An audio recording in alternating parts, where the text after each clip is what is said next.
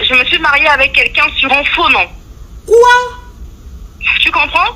Et le problème qui se pose, pourquoi je te pose la question, c'est qu'aujourd'hui, ça fait, je pense, 2 semaines, je suis au courant, mais quand je suis... Né ici. Oui. Tu es une élevée sous couveuse, ok.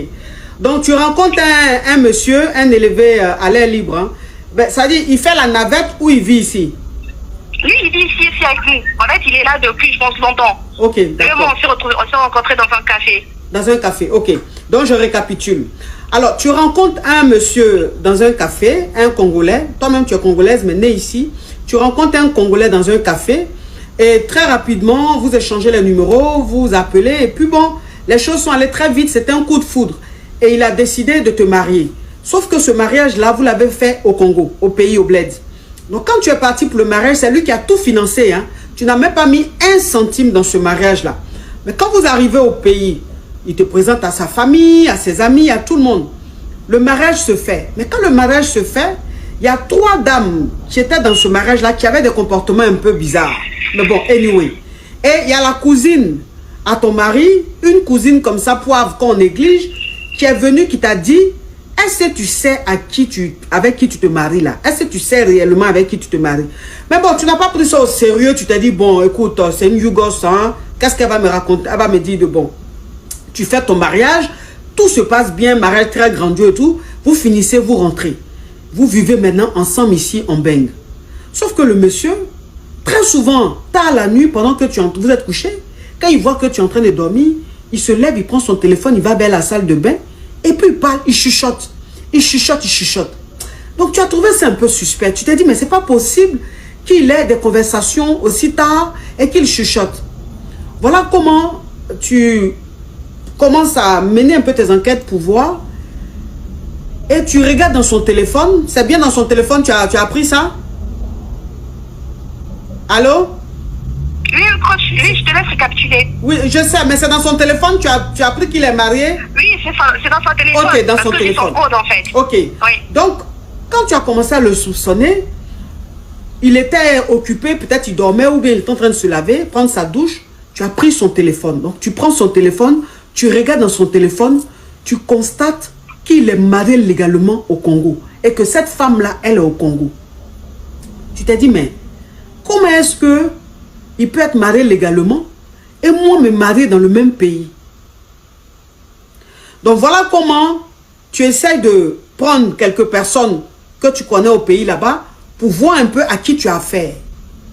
Donc tes copines ou tes soeurs vont un peu checker pour voir cet homme-là avec qui il est marié, qui il est, enfin pour voir. C'est-à-dire c'est maintenant que tu as pris la décision de connaître cet homme que tu as marié parce que tu avais l'impression de ne pas le connaître. Et quand oui, j'ai même oublié de te dire, oui. Désolée, j'ai oublié de te dire que à chaque période du mois, il y a du jeton qu'il envoie là-bas. Il y a un jeton qu'il envoie. Donc, genre, j'ai oublié de jeter la partie là. Ok, donc parmi les choses que j'ai trouvées, oui, bon, ça, c'est une évidence. Chaque fin du mois, il envoie du jeton au pays. Mais bon, tu t'es dit que le jeton qu'il envoyait, c'était peut-être à ses proches, à sa famille, à ses soeurs. Mais bon, tu n'as pas trop trouvé ça un peu suspect puisque les élevés à l'air libre envoient l'argent au pays, c'est normal.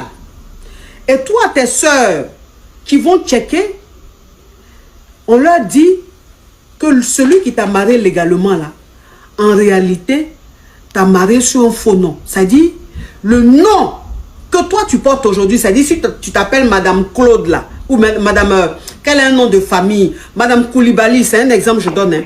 Ça veut dire que si aujourd'hui tu t'appelles Madame Koulibaly, ton mari ne s'appelle pas Koulibaly. Son vrai nom, c'est Diarasuba. Maintenant, toi, tu ne comprends pas. Pourquoi est-ce qu'il t'a marié alors qu'il est marié légalement au Congo? Pourquoi est-ce qu'il a pris un faux nom pour te marier? Mais toi, tu ne comprends pas, puisque c'est un homme qui est très aimant. C'est un homme dans la maison, tu ne fais rien, c'est lui qui paye tout, c'est lui qui s'occupe de tout. Tu te dis, mais est-ce qu'il ne t'aime pas? Ou est-ce qu'il t'aime? C'est-à-dire que tu es en train de te poser des questions.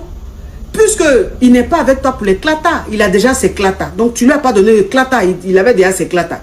Donc tu ne comprends pas sa démarche. Vous avez eu des dénis. Donc tu connais sa famille, tu connais ses parents, tu connais sa maman, ses soeurs, tout le monde? En tout cas, ceux qu'il m'a présenté en tant que sa famille, je les connais. ses cousins, son meilleur ami, toute la famille, en tout cas ceux qui m'a présenté. Parce que moi, si tu veux, moi je suis là depuis longtemps.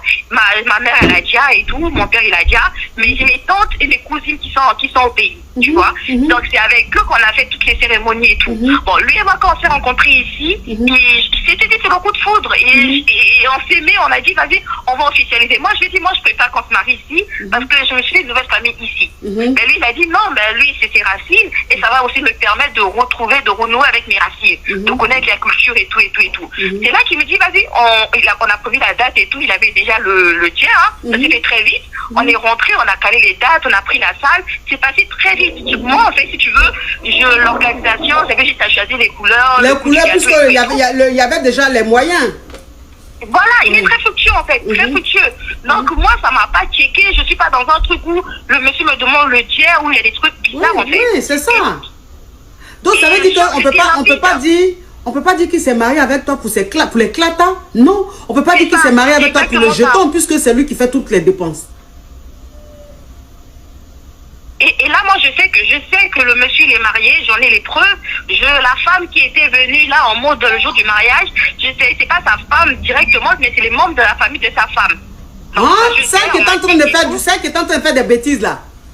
Oui, c'était pas sa femme directement, parce qu'apparemment sa femme, elle est très soumise, très tu restes dans ton coin, tant qu'on prend soin de toi, tu te tais. Donc, mais il y avait apparemment les membres de la famille de la femme qui ont dit que c'était pas normal et tout, et qui pouvaient pas apparemment lui faire ça.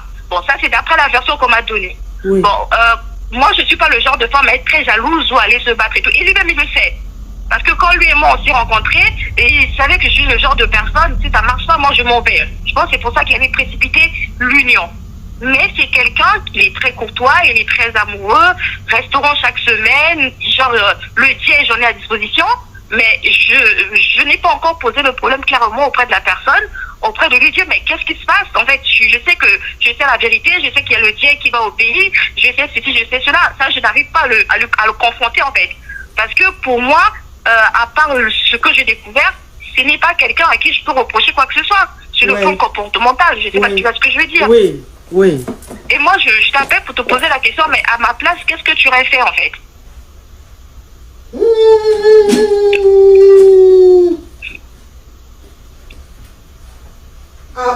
Oh, ma chérie, mais là. Donc, ça veut dire que ton mariage est faux.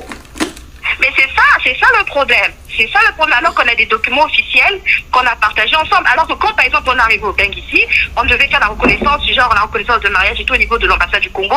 Ça, on l'a déjà fait, tu vois. Et là, moi, je n'ai pas envie de me retrouver à faire faux usage de faux. Parce que si tu veux, on a pris une maison. Là, c'est lui qui paie la maison, mais on veut acheter un terrain. Pour ça, tu sais comment ça se passe ici. Il faut prendre le dia à la banque et tout.